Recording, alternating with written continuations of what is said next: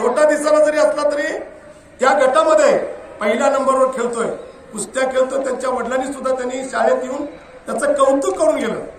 एवढंच नव्हे, त्यांच्या वडिलांनी एवढं सांगितलं, जर खोड्या असतील सर तर रागावा, त्यांना शिक्षा द्या. एवढं मोठं मन त्यांच्या वडिलांचं. पण तो मुलगा अत्यंत व्यवस्थित आहे, त्याचं कौतुक आज सर्वांच्या समोर झालेलं आहे. अशाच पद्धतीचं विद्यार्थ्यांनी स्वच्छतेमध्ये भाग घ्या, नाटकामध्ये भाग घ्या, वाचनामध्ये भाग घ्या, ऐकण्यामध्ये भाग घ्या, लेखनामध्ये भाग घ्या. त्या सगळ्या गोष्टीमध्ये तुम्ही भाग घ्या, व्यक्तिमत्व सुधारेल. आता टाळ्या वाजवताना गोपाला गोपाला भजन म्हणताना काही जणांच्या टाळ्या सुद्धा वाजत नव्हत्या, काही जणांच्या मुखातून शब्द सुद्धा येत नव्हते. तुमच्यामध्ये उत्साह असला पाहिजे, प्रसन्नता असली पाहिजे. अरे तुम्ही अजून 9, 5, 14 वर्षाच्या आतली मुलं आहात, तुम्हाला अजून 100 वर्ष जगायचं आहे. 100 वर्षामध्ये तुमच्यामध्ये ऊर्जा असली पाहिजे, शक्ती असली पाहिजे. आणि असं आज गाडगे बाबांचं नाव इतिहासामध्ये अजरामर झालेलं आहे.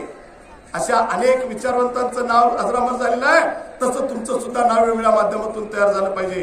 कोण विचारवंत झाला पाहिजे, कोण लेखक झाला पाहिजे, कोण साहित्यिक झाला पाहिजे, कोण नाटककार झाला पाहिजे, कोण क्रिकेटवीर झाला पाहिजे.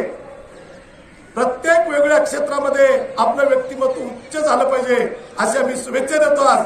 आणि आज गाडगे बाबांच्या जयंतीनिमित्त त्यांच्या प्रतिमेस मी कोटी कोटी प्रणाम करून या ठिकाणी 2 शब्द थांबवतो.